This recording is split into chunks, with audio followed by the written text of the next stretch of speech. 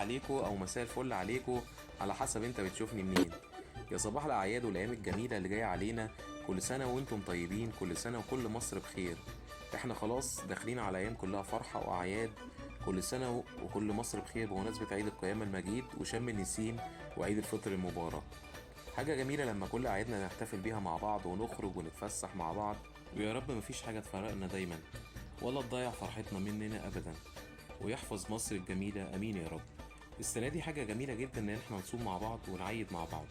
النهاردة هنتكلم في حلقتنا على هنخرج فين في الأعياد وفي شم النسيم، المناسبة الجميلة اللي دايما مجمعانا مع بعض نخرج مع بعض فيها. هنتكلم على أصل شم النسيم وبداية شم النسيم في مصر.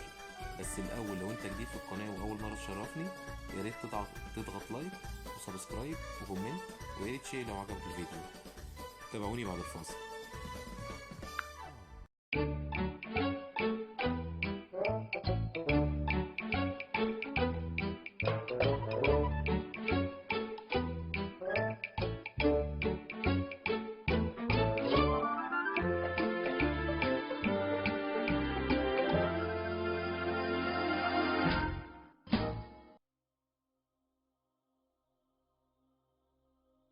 أصل الاحتفال بشم النسيم، بيحتفل المصريين كبار وصغار كعادتهم من كل سنة إن يكون شم النسيم في بداية الربيع وتغيير الجو للأحسن، وكالأغلب بيبقى في شهر إبريل من كل عام.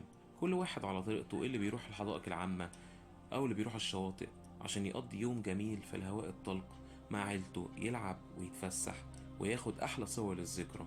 وأهم حاجة ياخد معاه إيه؟ أكيد عارفين، الفسيخ والبيض الملون والرنجة والبصل الحاجة. طيب عاوزين نعرف بداية شم النسيم كانت راجعة لزمن إيه بالظبط؟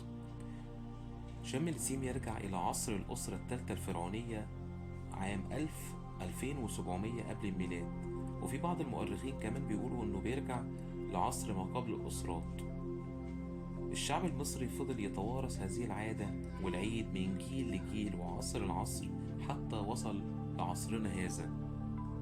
طيب واسم شم النسيم بيرجع لإيه؟ يرجع إلى كلمة شمو، أي بعث الحياة أو بداية الخلق، حيث كان هذا العيد عند المصريين القدماء بيحتفلوا بيه بتغيير الطبيعة وتغيير المناخ وتفتح الورود. ومن المعتقدات المصرية إن هم كانوا بيقولوا إن العيد ده هو بداية الخليقة الجديدة، بعث الحياة أو بداية خلقة العالم. وفي عصر القبطي تحولت الاسم إلى شمو النسيم، أي بستان الزروع، وكانوا بيحتفلوا بيه في أول موسم الحصاد وهو بداية الربيع، حيث أن الحياة الفرعونية كانت بتقسم السنة إلى 3 مواسم: موسم الإنبات، موسم الفيضان، وموسم الحصاد. والعيد ده كان بيحتفل بيه الشعب كله بجميع أطيافه، الملوك والكهنة والشعب وعامة الشعب. وكان الاحتفال ده في بداية النهار من أول بزوغ الشمس حتى نهاية الغروب. طيب نيجي بقى للمأكولات اللي بتميز شم النسيم: البصل، الخس، البيض، الحمص الأخضر اللي هو الملانة، وطبعا الفسيخ. ليه كان المصريين القدماء بياكلوا الحاجات ديت؟ أول حاجة البصل. كان المصريين القدماء بيعتقدوا إن هو بيقي من الأمراض وبيتغلب على الأرواح الشريرة. الخس والحمص الأخضر الملانة دوت على إن هو حاجات خضرة يعني، فده كان رمز لبداية الربيع وتفتح الزروع. أما البيض فهم كانوا بينقشوا دعواتهم وأمنياتهم ويحطوه في سبت ويعلقوه على الشبابيك أو فوق الأشجار عشان لما تيجي الشمس اللي هي الإله رع تحقق لهم أمنياتهم. أما طبعا السمك المملح أو الفسيخ، كان المصريين القدماء بيقدسوا نهر النيل جدا، لأنهم كانوا بيقولوا إن نشأة العالم أصلا كانت جاية من المية، فكانوا عشان كده بياكلوا الفسيخ. ودي كانت قصة شم النسيم. طبعا كل سنة وانتم طيبين، خلاص الاثنين الجاي شم النسيم. زي ما عرفنا حكاية شم النسيم، تعالوا بقى أقول لكم نروح ونتفسحوا فين في شم النسيم السنة دي.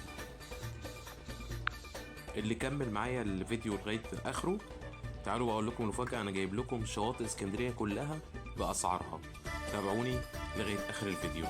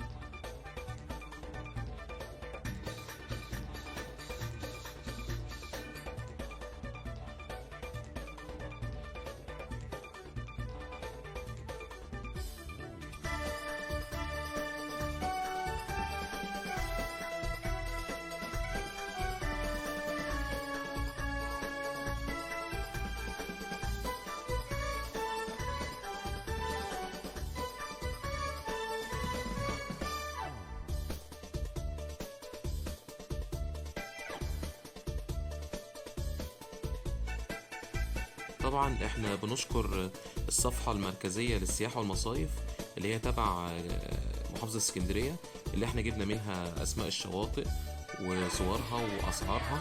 بجد حاجة كويسة جدا عملوها في محافظة اسكندرية، ان انت ممكن تحجز اونلاين الشاطئ بالعدد اللي انت عايزه وتخش تلاقي مكانك موجود من غير بقى اكراميات ولا ان انت ما تلاقيش ليك مكان.